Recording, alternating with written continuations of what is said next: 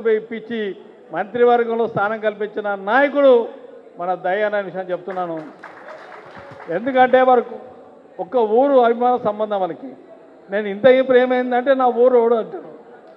అంత అభిమానం ఉన్నా మొన్న ఏదో మాట మాట్లాడుతూ దయాకర్ అట్లా ఇట్లా మాట్లాడి రియల్గా ఖబర్దార్ కడియశ్రీ గారి అన్నం పెట్టిన సున్నం పెట్టే వ్యక్తివి నువ్వే విషయంగా వాస్తవానికి గుర్తించుకోవాలి.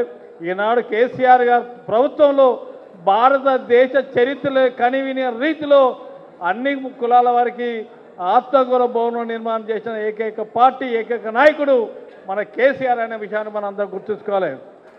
ఈనాడు మన అందరం కూడా గెలిచుకుంటే మన ఆత్మగౌరవం కాపాడిన వ్యక్తి కేసీఆర్ గారు.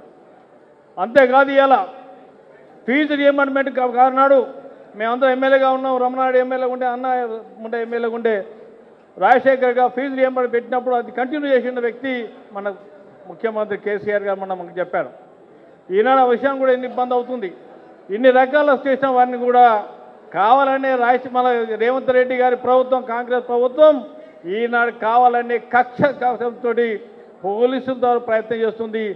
కానీ ఈనాడు తెలంగాణ ప్రభుత్వం తెలంగాణలో ఉన్న టీఆర్ఎస్ పార్టీలతో ఈ పోలీసు వేదిక ఉద్యమాలతో పుట్టిన పార్టీ కనుక అలాంటి భయాందోళన ఉండకుండా కష్టపడి తప్పనుకున్న సుధీర్ కుమార్ నీతి నిజమైన దళితుడు అలాంటి వారికి ఒక నీతిమైన తెల్ల పేపర్ లాంటి వ్యక్తిని మీ అందరూ కూడా ఆశీర్వదించి దీవించి గెలిపించవలసి కోరుకుంటే అవకాశం కల్పించిన మా జిల్లా పార్టీ అధ్యక్షులకు రమణ వారికి ప్రత్యేకంగా ధన్యవాదాలు తెలియజేసుకుంటున్నాను. జై కాంగ్రెస్.